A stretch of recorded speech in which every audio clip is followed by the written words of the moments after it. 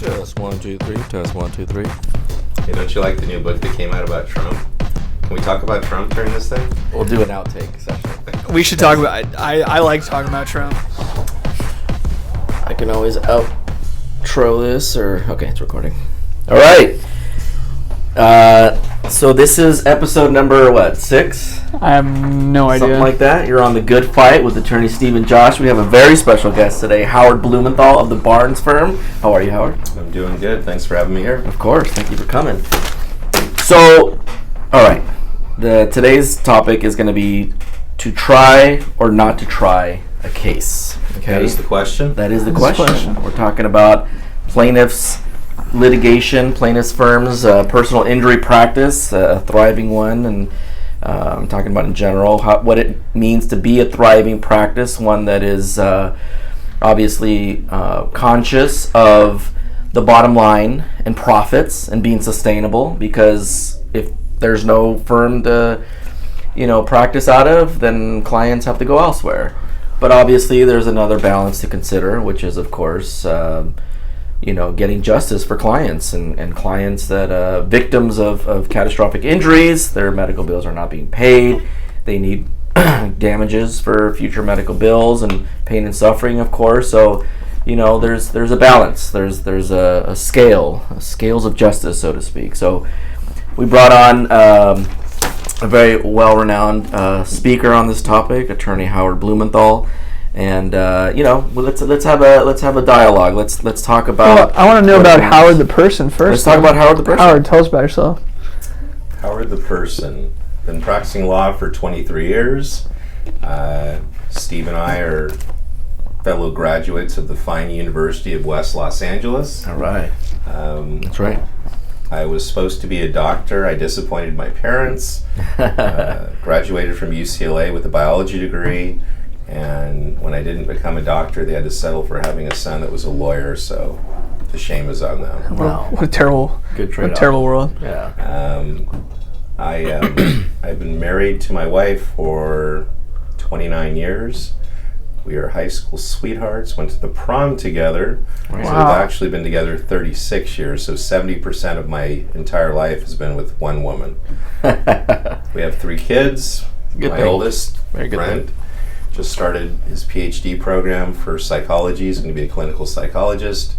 One of my daughters went to culinary school and works at 85 degrees. So this body is not being helped by her bringing sweets into the house.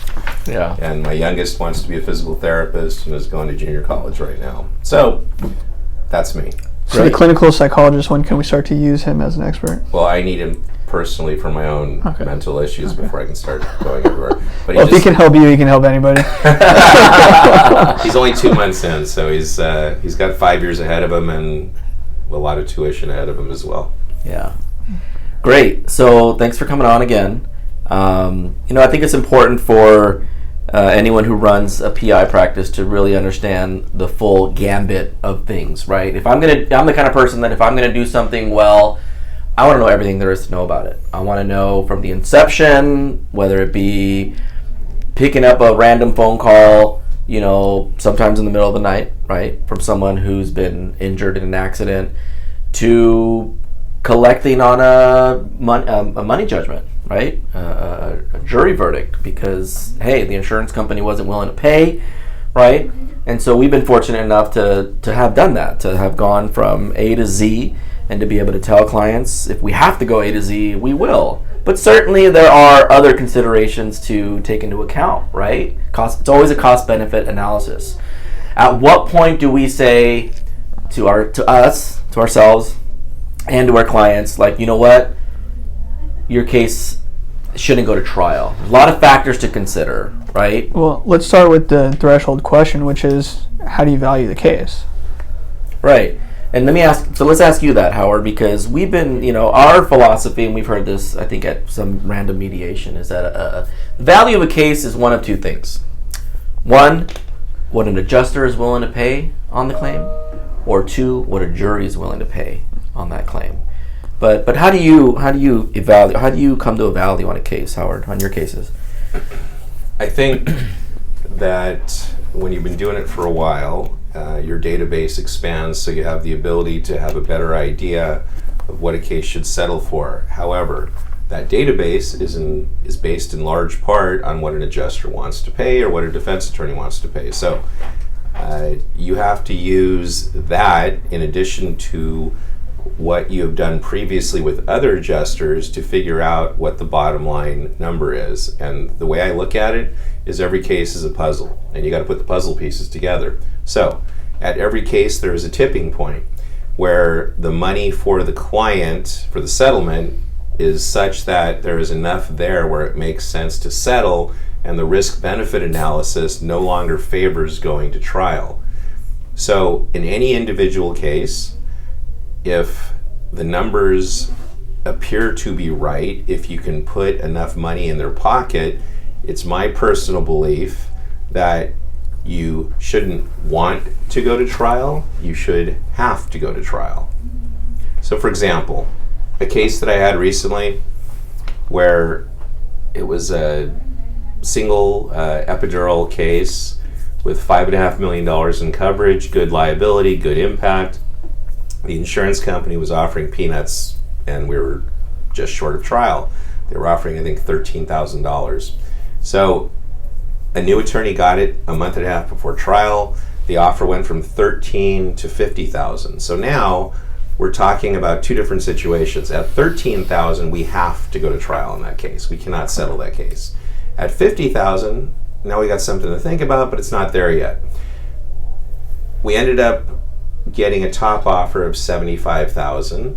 I had a surgery recommendation from Dr. Kasimian, but my client had told me previously he's never having surgery. So yes, we could have swung for the fences with a surgery recommendation for a client that was bipolar and had a lot of issues, or I could have put about $25,000 in his pocket. And so the determination on that case was, yes, we're at the tipping point where we can do well enough for this client where there's no reason that we have to go. It would be a situation where we would want to go. And in my mind, my job is to make money, and my job is to get the client where I believe the tip of the bell curve is for maximizing dollars. And on that particular case, knowing he wasn't going to have surgery, there was no reason to take the risk and spend the money. At what point, how much does it factor into your analysis if the client is either a poor witness, maybe at deposition, they can't even recall their name or their address, versus a client who makes a great witness that anybody this person talks to, they fall in love with? And so how does that play into your analysis on whether or not to take a case to trial? It's a huge factor, and once again, referring to the same case I just told you about, he was an awful witness at his deposition. So I knew way back when there would be a risk, even at the $13,000 level, of trying it, but it was worth taking the risk because there was nothing to lose at that point. So yes, part of the decision-making process will he present well in front of a jury, and it was definitely not based upon his inability to remember whether he had pain in his lower back, whether he had radiating pain. It was quite clear that he would have fallen apart in front of a jury. So that's a huge factor. If you have a great client, it's a factor, but I still believe that the biggest factor is being a businessman first and a lawyer second. Because if you're running a business, you have to be profitable. You have to do what's right for the client, but we always have to remember it's a business. It's not it's a for-profit organization. Yeah, I think that's an interesting conundrum there, the businessman and the fiduciary responsibility that you have to the client, because at some point you have to make that business decision, but at the same time, you're walking that fine line. It's some of these bigger attorneys talk about how it's your fiduciary responsibility to make sure that they get the best representation and put forth the best case possible, and that's why you should refer them to bigger cases that walk in the door, because you, being a smaller solo attorney or something like that, can't afford to finance those cases, and so you're doing your client a disservice by doing that. So, and that to me is that business decision, right? Is the business decision, do I put my entire firm at risk for this one case, or do I make the business decision and really probably the fiduciary decision to refer that case out? And to dovetail off what you're saying, I mean, at the end of the day, 99% of these personal injury clients have never been through something like this, where we have. This is what we do for a living, right? So my point is, they don't necessarily know the value of their own case. I mean, a small percentage may, right? Maybe they got a second opinion from somewhere, or they have a friend who suffered the same type of injury or whatever, right? So I guess what I'm asking is, if a client, but what if you have a situation where a client comes to you and says, no, I am not, I know what you're saying, Howard. I know that you think that because it went from 13 to 50 and now 75, that you think that there's going to be enough money to go around, and that this is what juries are paying on or whatever. But what if you get the client that says, you know what, I want to tell my story, I have a story to tell, and I want to shoot for the even if we get defensed, right? What do you tell a client like that who wants to go for more, who feels like they're entitled for more money? What do you tell a client like that? Well, once again, every decision that I make is in the client's best interest, but I am not obligated to go through the gauntlet and lose tens of thousands of dollars because my client thinks that it's important to tell his story. I would never recommend to a client to settle the case unless I thought it was in his best interest. But part of that decision is what is the upside. So for example, the client that I just told you about the $75,000, suddenly at the last second, he was worried about his future and about his continuing pain and his potential need for surgery. Right. And I said to him, we've been representing you for 3.5 years.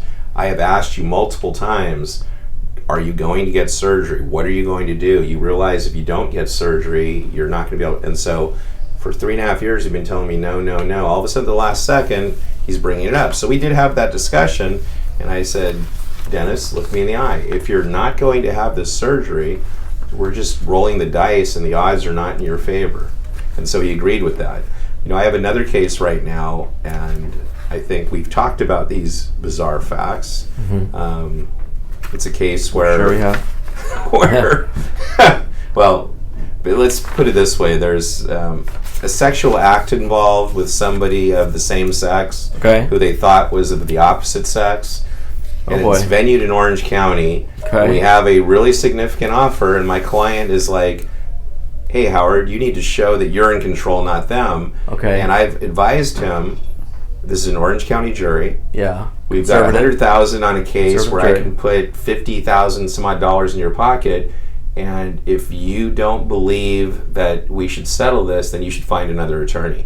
Because I feel that strongly about the fact that there are facts in this case that a jury would be totally turned off by in any jurisdiction, but certainly more so in a conservative jurisdiction like Orange County. And so what I've learned is the client, you talked about earlier about the clients that don't know the value.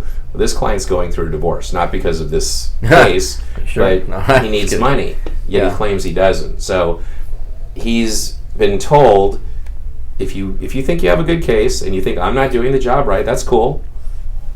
Go find another attorney. Somebody else. And he hasn't done that. And the reason he hasn't done that is because he knows he's just trying to be, he wants to push for more money. And look, my job is to push for more money. I push for more money. If I can make a phone call and get another $500 on a case, I'm going to do that. Right. But when I recommend a settlement, it's because I think it's in their best interest. It's because I know that it's time to settle. And if I can't do any better, there's $100,000 on the table, I can put 50 in his pocket, and there's a huge dispute. His version is it was consensual.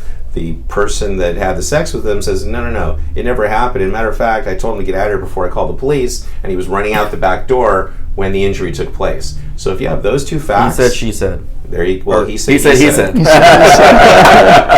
Or he said, she said. Oh, yeah, something about that. So the point is there's a conflict. Yeah. Originally, my thought was all of that activity could be kept out on motions in limine. Right. But now once there's a dispute, now it's a question of fact. It's all coming in. What's the jury going to decide? Maybe they believe him, maybe they believe her. So in that case, it just makes sense. And there was no offer on this case until we went to an MSC 2 months before trial. So my point is, I'm not here and I'm telling you these stories that involve settling, but 98% of cases settle. So settling cases is not an oddity, it's the reality. If you handle your cases correctly, most cases can be at a point where you get the opportunity to settle. Let's talk about that. I'm glad you mentioned that, because I believe what you're referring to is proper medical management, right? Medically managing a personal injury case properly. I mean, doing it properly, because I believe, correct me if I'm wrong, but I believe you are also of the opinion that one of the reasons why insurance companies offer, make such low offers is for shitty medical management.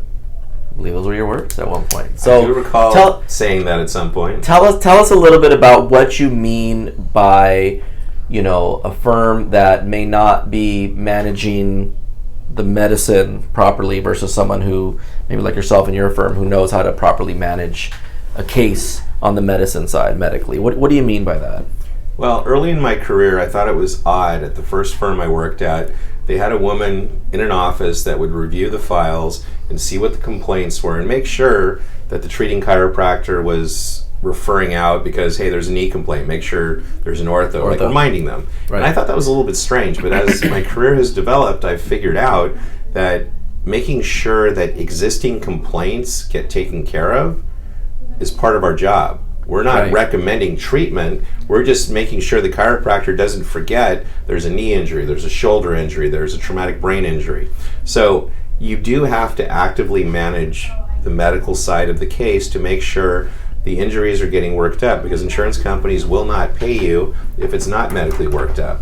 Right. However, there comes a time when working it up has to have some governors on it. So you can't go, oh, it's a pain management case, and boom, yes, approve all the injections, and then all of a sudden you've got $75,000 in medical bills and a $15,000 policy. So it requires making some slightly informed decisions. So if you have a case where you're working the case and Infinity Insurance is the defendant and you know it's a 15, probably 99 times out of 100, and there is no UIM coverage, the client gets chiropractic care, they go for an MRI, they're recommended for pain management, the pain management facility contacts you and says, hey, will you approve the injections? When I'm saying approve, it's not because I'm a doctor, it's because financially I'm responsible for making sure 3 people make money: the client, the doctor, and myself. And if I keep the medical bills within reason, that's going to have a better chance. So in that case, I'm going to tell them, no, it's not approved, just send me a report with the recommendations. However, if there's a $100,000 policy, if there's UIM coverage, of course we're going to approve that. So it requires a little bit of thought, and what I think happens in a lot of firms is they're kind of like Civil War soldiers. They're just marching forward and doing the same thing every time. Every case should be individually treated. You can't do the same thing on every single case, because the reason why we became lawyers is not so we can never have to think. It's because we wanted to give individual attention to individual problems and solve those individual problems. It's the reason why our job is difficult, but it's also the reason why our job is satisfying. Yeah, we're first and foremost, I think we're problem solvers. I think that's what we do. And what you just said about treating every case individually really resonates with me. The great John Wooden said that if he treated every one of his players the same, he would be doing them a disservice. Just like different players need different coaching, different clients need different treatment and different attention. And so I don't think you could be more accurate in saying that every file should be treated differently. Yeah. Let's shift a little bit of gears here and talk about so the Pebley decision and how that may or may not factor into the decision to try a case or not try a case. Okay, and specifically what I'm referring to is, these insurance companies, they've been doing this just as long as we all have collectively have been doing here, right? They've been doing this for forever. And they've even gone so far as to pass legislation for things like Prop 213, which means that if your client doesn't have auto insurance, the most that he or she can collect for their personal injury claim is their medical bills and their property damage. No pain and suffering, right? And now, through the efforts of the Simon Group, actually, right, you have a case, Pebley, which says that, you had an insurance company who appealed a lower Los Angeles trial court decision, which allowed or didn't allow, if I remember Pebley correctly, didn't allow or allowed the plaintiff's counsel to treat uninsured medical treatment as if it was uninsured. Is that right? Am I saying it correctly? And so the Pebley court said we are going to allow basically Pebley court said this: if a plaintiff is injured through the negligence of a defendant, and they have health insurance, they can treat outside that medical insurance, and they will still be treated as if they were uninsured for purposes of the collateral source rule. Right. So, but insurance companies now are fighting that, and they're trying to make it so that the jury hears, or at least suggests to the jury, that, hey, this is really just an effort for, like you said, the attorney to make money, the doctor to get money, and the client to make money. It's a scheme, and they're all trying to pull the wool over your eyes, and this is all just trying to increase the damages and all of that, right? And they're doing that. They're making those efforts to do that. So, how do you feel about the decision of, if your client has medical insurance, to have that client treat through that medical insurance, or rather on a lien basis, right? Because lien basis, the defense wants people to believe that it's a negative connotation, right? I talked about it already, inflating the bills, etc. But sometimes the client has maybe Medi-Cal or Kaiser, and they don't have great doctors within those plans, as opposed to an attorney like us who have these relationships with these great doctors who can offer great medical services. Yeah, I mean, I've said this many times before. It starts with the treatment that the client needs, right? Get the client the best treatment. If that means that they have to treat on a lien, then it means they have to treat on a lien. If they're going to a doctor that's the best doctor in that area, and that doctor just so happens to take their insurance, treat it through the insurance, right? The idea here is that the idea behind lien treatment is they should be entitled to the best treatment. Well, if that best treatment just so happens to be covered by their insurance, then what's the difference, right? That's really what Pebley stands for, is, hey, look, if you can treat through your insurance because that's the doctor you want to use, then use that. That's mitigating damages, right? So if you didn't treat through the insurance at that point, you'd be doing nothing more than inflating the medicals. At that point, it's not about the treatment, it's just about the dollars and cents. So I think Pebley is spot on, but I think that it starts first and foremost with who's going to give the client the best treatment.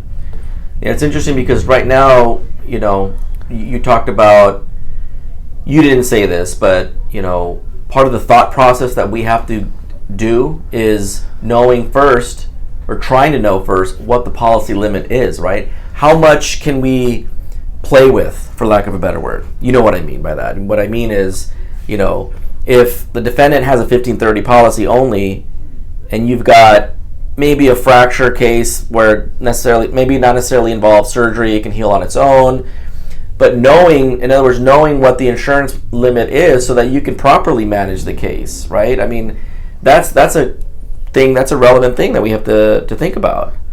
Well, sure. Let's not get too far ahead. I want to know your opinion on Pebley and what your opinion is about lien treatment and insurance treatment. Sure. So going back to the word you used about the insurance companies thinking there's some kind of scheme, it's interesting because if the insurance company is told, my client didn't treat at all, but he's really hurt, what's the first thing they'll say? Sorry, can't offer anything because there's no treatment. Right? Oh, exactly. My client treated, but he only went through health insurance, so the lien is a few $100s, but it's worth a lot more. Nope, it's worth a little bit of money. So, insurance companies, basically, it's damned if you do and damned if you don't.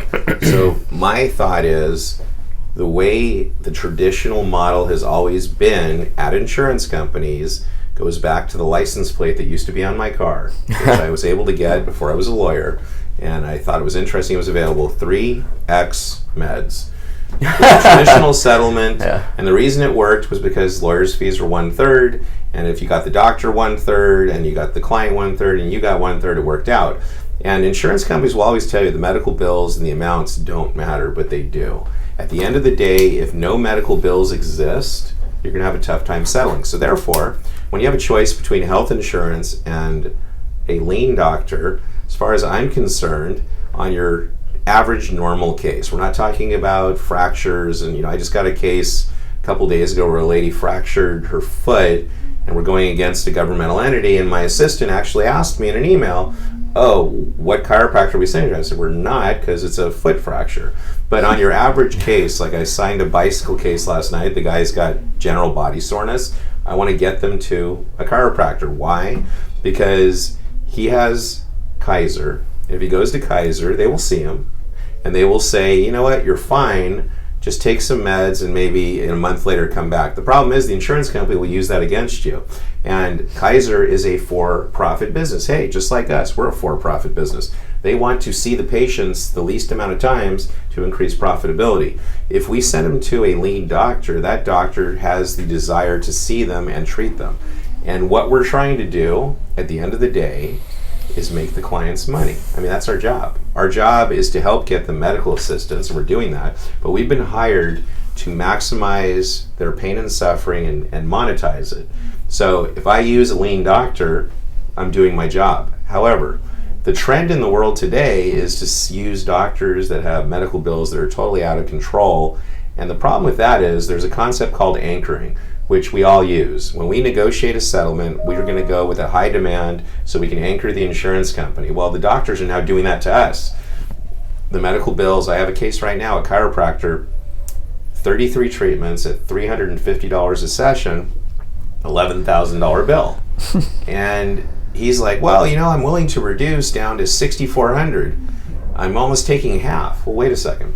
I've offered him $120 a session, which is about $4,000, which really is full payment. So, it's important that you use lean doctors, but you use doctors that are a couple of things. One, not too cheap, but not too expensive. And I was at an event with Kent Choi in Orange County a couple weeks ago, and I talked about Goldilocks and the Three Bears. So when you're looking at how cases should be handled, you've got the porridge being too cold, where it's a $100,000 policy and you've got chiro only treatment. Well, that's just wrong if there's additional complaints. And then you got the porridge too high, a $15,000 policy with $50,000 in treatment. And then you have the porridge that's just right, which is a $100,000 policy. Oh, chiro, MRI, they've recommended injections. Yeah, go ahead. Or $15,000 policy, chiro, MRI. So it really takes matching the client's case to the policy limits, which you talked about, and we have to run a business, and you don't want to, look, we need lean doctors. If you're going to run a business, you have to have them working on a lean and being able to survive until you settle the case. And if every time you're cutting the bills too low, the doctors aren't going to survive and your business won't survive. I agree with everything you're saying. Josh, I want to get your point on something, because I see what you're saying, but I also see what Josh's, we haven't talked about it on this podcast, but we talk about it a lot in our practice, which is that, the story of the client should, and a lot of times should drive the value of the case. For example, the case that we're making a demand against Mercury, where it's a soft tissue injury case, but because of what this woman had to endure and go through, and I want you to talk about that in a moment, because of that, the value of her case isn't a $15,000 or I think $8,000, $9,000, $10,000 offer type case. I'm a big proponent of the medical bills should not establish the value of the case. Right. Okay, but I think that there's a little bit of a disconnect here in that what Howard's talking about is, like he said, your run-of-the-mill soft tissue case, right? Which yours is, though. Right, but in a case like that, and it has a small policy, he's talking about matching the policy with the client, right? You have no choice but to have the medicals value the case a little bit because, like you said, you're running a business, so I get that. But at the same time, if you have a story, right, if you have a good client, you have a plaintiff who has, the medical bills are not indicative of what they've actually been through, and you have one of those small policies, that's what I mean. Right, bust the policy open, because if let the insurance company make that mistake, if they're going to let the medicals dictate the value of the case, let them do that. Demand the policy. If they deny it, then you have to do what you have to do. But I'm a big proponent of, look, and this is not every client, right? Not every client has a good story. Not every client is going to make a good witness. Not every client is going to have the exigent circumstances that you can't see in medical bills. Yeah. But in a case like this, where you have a mother of 3 boys under the age of 12, right, she had to get bus passes in order to get them to the places that they went, and she has $3,000 in medical bills, and they want to give her $7,000. That's not indicative. The $3,000 in medical bills is not indicative of how this incident affected her life. Right. They were on the verge of divorce, right? And so I'll take my chances and put that case in front of a jury because I have a great plaintiff. She has a great story, right? And the $3,000, that's what the adjuster is going to stick to because it's probably considered a missed case, and so they're going to stick to their guns on it, and that's fine, right? Let them do what they want to do. And there's, we were talking about this a little bit off the record, but there's that fine line between sometimes you have to push the envelope and sometimes you don't. And I think for somebody at least like myself, who I've been practicing for less than a year, right? I don't have a choice but to try a case like that. Because at some point I have to set the precedent that, look, I'm a reasonable person, but you can only push me so far. Right. And I think, let me just check here or something. I think that maybe not so obvious to our listeners, but obvious to the three of us in here, is that a distinction between, the firm that we're at here, our firm, versus a firm where Howard practices, is that, we have a lot of cases. I mean, a lot. It's a relative term, of course. But Howard has working at the Barnes firm. I mean, you guys sign up exponentially more cases than we do. And so my point is this: how practical is it for maybe a lawyer at your firm to really get in and know these clients and understand that the deeper what's under the surface type of thing, whereas us, we're a smaller firm. Josh and I are the only lawyers here. You guys have how many lawyers at your firm? 7 on the Los Angeles office and 17 on the West Coast, including San Diego and Oakland. So, our clients, they can come in here and they talk to us. I'm sure they do the same thing there at your firm too. But I mean, so let me ask you, how do you have, because of the fact that you have, a lot of cases, a lot of clients, is it practical to be able to do that? When do you guys check in with your clients? How do you develop that story? I mean, not to say that we are perfect at it, because we're not too. We have a lot of cases too. We don't just do personal injury, right? We do family law.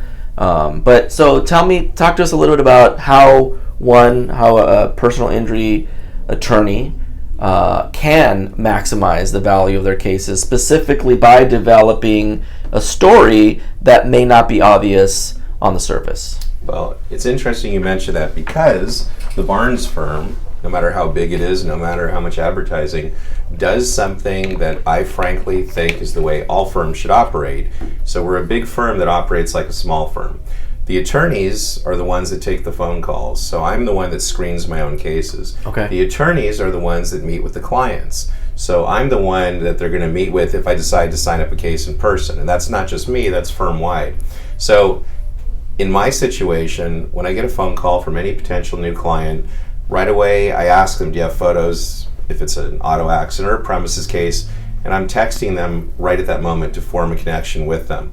And every firm I worked at previously, they had sign-up people, they had paralegals, case managers that formed a great relationship with the client. Well, on my cases at the Barnes firm, it's different. So we were talking about my case that I've got going to trial against the city of Los Angeles in a couple of months. That was a case that I got a call on a Saturday, and I was at California Hospital that Saturday. I've gone to those clients' home just outside of Los Angeles 7, 8, 9, 10 times already. They like King Taco, I bring them King Taco. Awesome. And so we bonded on a regular basis. And right, definitely. The reason why I think that's important is because in a small firm, you do it because you have to. In a bigger firm, you should do it because you want to. All the big trial lawyers, if you think of, Gary, Dordick and Arash and anybody you've heard speak, they talk about handling cases as if they're going to trial from day one. Right. So I believe you should do that by getting the lawyer more involved from the very beginning. I don't think a case manager who's forming the relationship or a sign-up guy. I agree. So as far as what we do, we are forming that relationship, and so I think every firm, big, and especially big firms, and this is something I'm a huge proponent of, is big firms should handle cases just like they're small firms. The problem is most attorneys don't think they have time for that. Well, you just talked about developing a story. How are you going to know the story if you're not there to hear it? And frankly, this is something that I think is indisputable. You know, being a lawyer is not easy, and training to be a lawyer is very specific, and they teach you how to think, and we're problem solvers, just like Josh said. So we have that education and experience where we can spot issues, throw out the issues that aren't important. Do I really want a sign-up person or a paralegal talking to the client more so, who's not going to find those issues?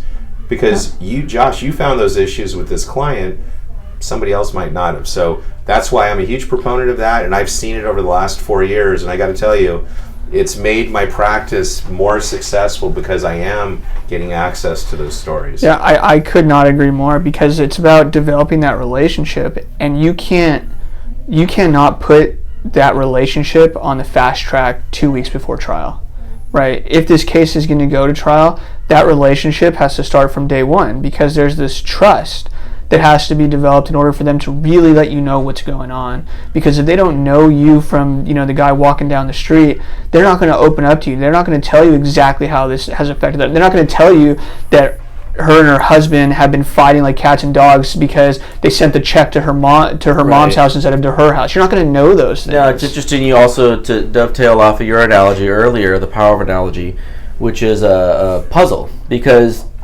I think you were talking about it from the lawyer's perspective, but I'm a big proponent, you know this, Josh, is that, a lot of times, it's not just limited to personal injury, but other areas of law, where if you give the client the pieces of the puzzle, they will put it together for you. And what I mean by that is, for example, sometimes I will sit down with a client and go over KC 3905A, and I will tell them, look, if this case goes to trial, these are the 10 factors that I'm going to argue to the jury you're entitled to compensation for. Grief, anxiety, loss of enjoyment of life, mental suffering, inconvenience, physical disfigurement. I can't name them all. You thought I would, but I can't.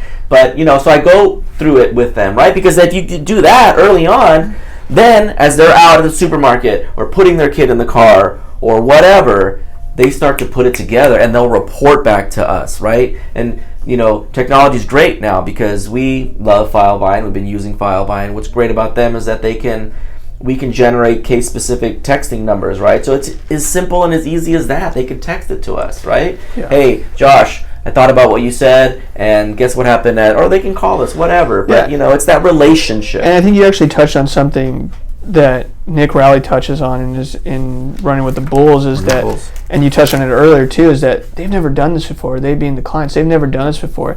They have this anxiety of the unknown that is lost upon us because we do it so often. And so I think that we have an obligation to run them through those factors, but not only run them through those factors, but run them through the process, explain to them what to expect, when to expect it, how things can turn. But you can't do that, like Howard said, if your paralegal is doing the intake, or if your paralegal is picking up the phone to say, hey, how's everything going? When it's going to mean a whole lot more from the person that's going to be up there directing them, or the person that's going to be on the phone with the adjuster asking for more. Well, it's real hard to ask for more when you don't know how it's affected your client. Right. We are running out of time, but it was really nice to have you on the show, Howard.